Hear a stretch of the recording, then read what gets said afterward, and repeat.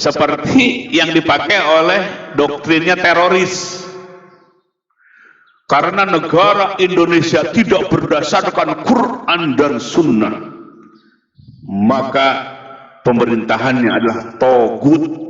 Togut itu yang melampaui batas, sehingga halal darahnya, polisi halal darahnya.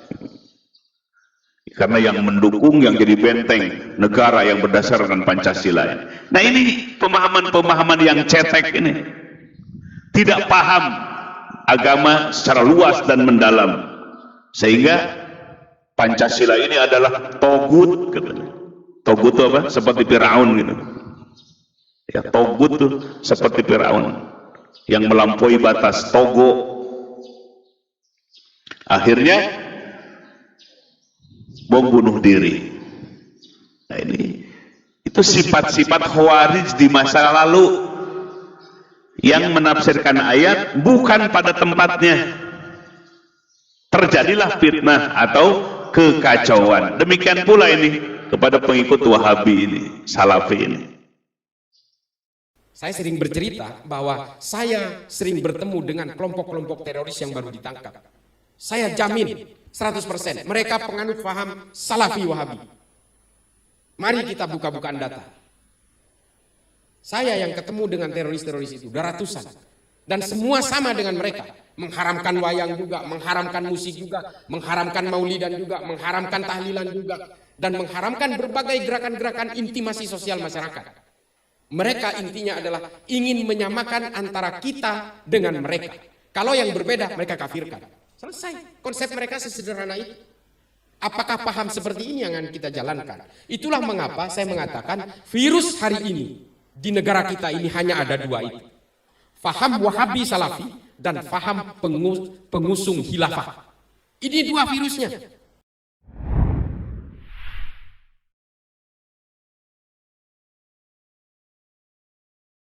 Di Salafi itu kan bukan muqallid, bukan taklid buta, manhaj. Kalau manhaj itu sudah pasti akan melahirkan persepsi dari setiap orang yang mengamalkan manhaj, persepsi yang berbeda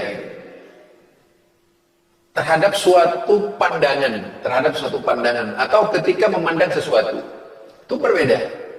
Itu mazhab, dan tidak harus sama. Misalnya Ustadz Firanda dengan Ustadz Yazid, Ustadz Firanda dengan yaitu siapa, Ustadz Khalid Basalama atau Ustadz Syafiq Basalama atau Zulkarnain Sanusi. Ini ambil yang sekarang-sekarang ya.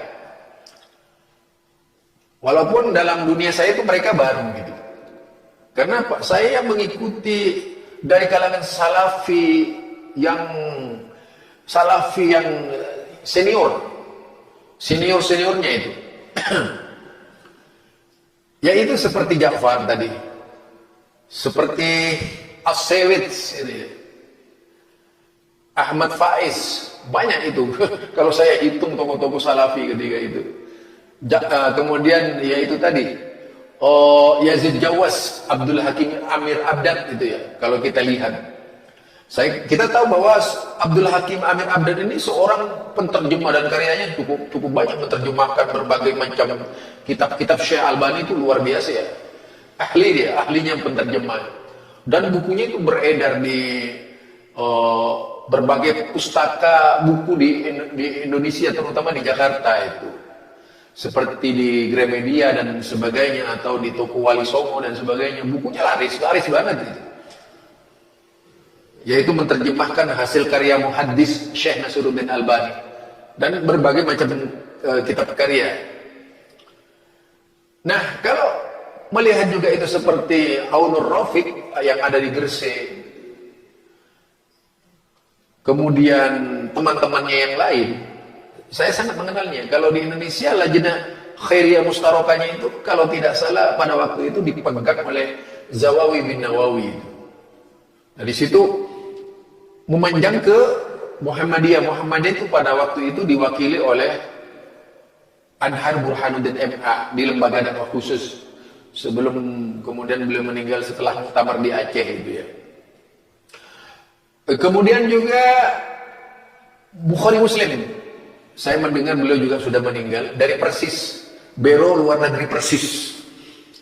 Ya, kemudian dari Al-Irsyad itu adalah Yusuf Baisa tadi. Nah, bertahun-tahun, bayangkan dari tahun 89 sampai 2022 ini tidak seorang pun dari mereka yang menjadi teroris. Bayangkan ini. Bahkan dari seluruh perjalanan Salafi ini, dari tokoh-tokoh yang senior-senior ini sampai kepada sekarang adik-adiknya, tidak pernah terjadi huru hara bom bunuh diri di Salafi ini.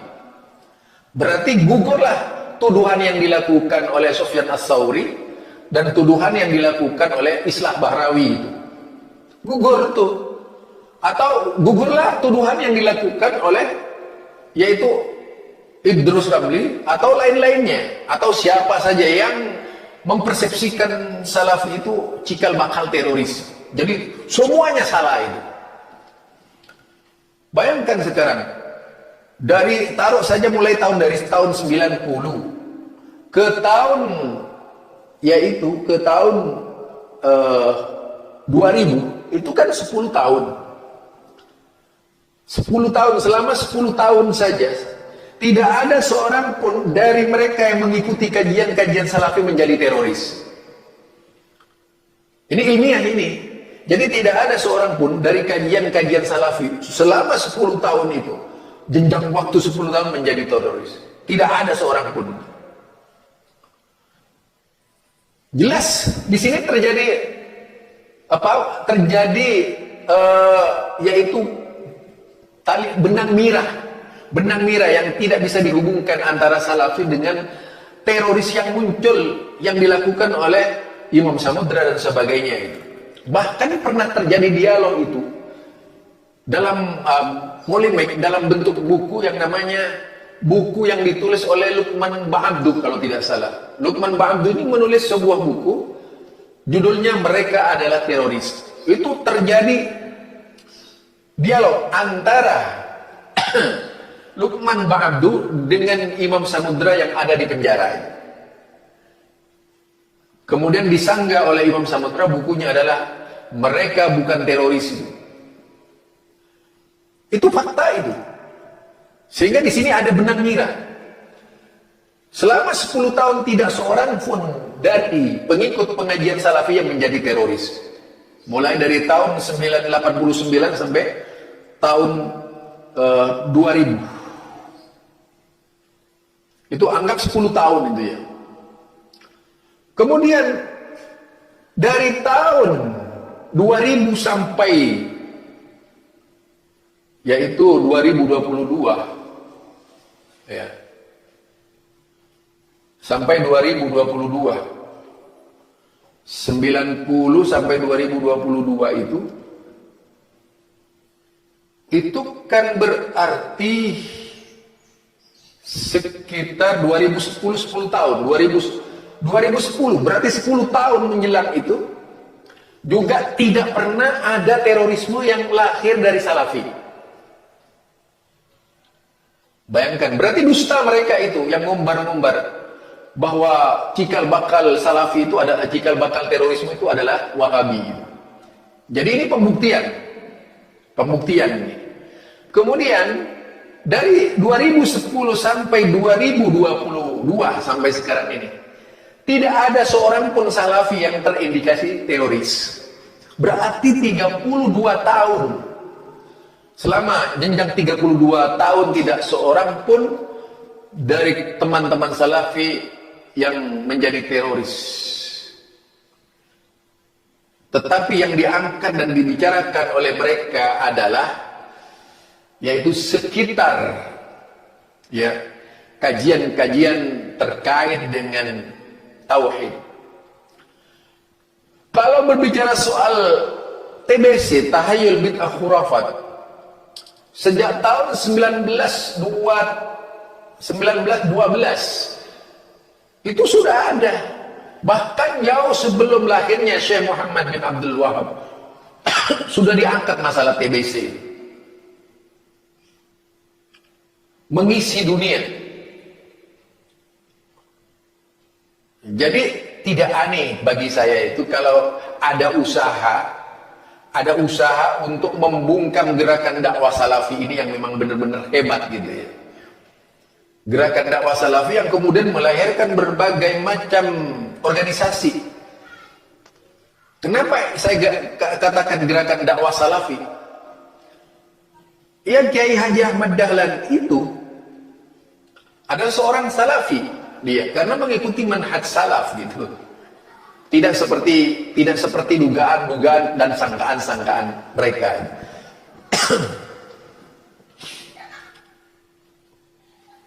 Demikian juga berkaitan dengan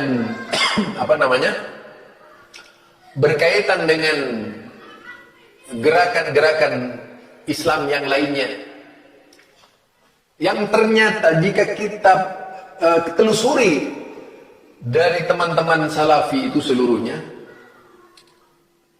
tidak seorang pun yang anti pemerintah ini. Tidak seorang pun yang anti pemerintah. Tidak seorang pun yang menghina pemerintah. Tidak seperti politikus-politikus yang pada saat kampanye menyuarakan sumbang terhadap pemerintah itu. Entah dari partai A, partai B, partai C, karena ingin meraih suara. Sehingga harus mengubral omongan yang tidak benar itu gitu.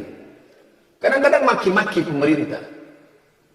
Pemerintah tidak menjadi mitra ketika pemilu. Apalagi ketika menjadi oposisi partai. Kenapa mereka tidak dikatakan teroris gitu?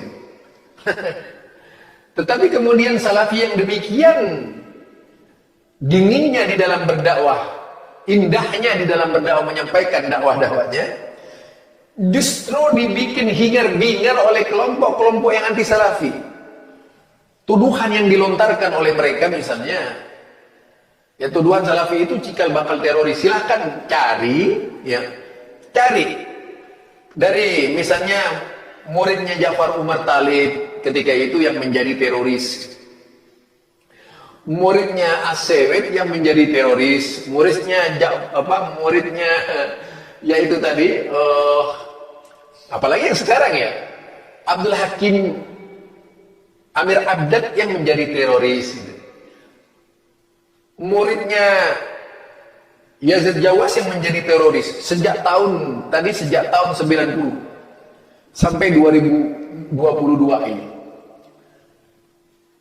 Ternyata tidak ada seorang pun yang menjadi teroris. Bayangkan saudara ini. Apalagi muridnya Khalid Basalama, muridnya Syafiq Basalama gitu. Tidak ada seorang pun yang menjadi teroris. Mereka menjadi pengabdi ilmu, penggemar ilmu, senang dengan ilmu. Bukan hanya sekedar pendengar ceramah, tapi orang yang senang dengan ilmu dan mengamalkan ilmu. Kan beda dengan mereka yang biasa mendengar ceramah, habis mendengarkan ceramah itu bubar. Tapi kalau di salafi itu menciptakan manusia yang sadar dan tahu diri, dan mereka yang paling tenang di dalam menjalani kehidupan, mengarungi kehidupan, tidak resah. Mereka harus sholat 5 waktu di masjid dan sebagainya dengan penuh, yaitu harap kepada Allah Subhanahu wa Ta'ala. Toh mereka tidak pernah dibatas harus salat di komunitas salafi, tidak ada itu. Salat di Muhammadiyah, salat di NU dan sebagainya. Itu biasa. Tidak ada sekat-sekat yang membuat mereka itu harus mengharamkan kelompok-kelompok seperti misalnya dulu ada LDII ya.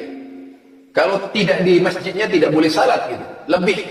Lebih teroris mana coba? Lebih kasar mana kalau kita lihat ya? Lebih keras mana? Demikian juga dalam jemaah Syiah itu.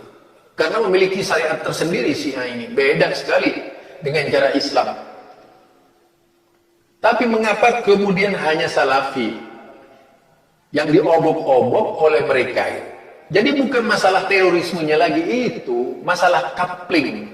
Karena begitu banyaknya dari umat Islam yang eksodus ke salafi dari kelompok-kelompok yang ada di Indonesia itu. Perkembangan salafi inilah yang sangat ditakuti oleh mereka. karena bisa menghilangkan daya saing mereka di dalam mencari pengaruh umat gitu.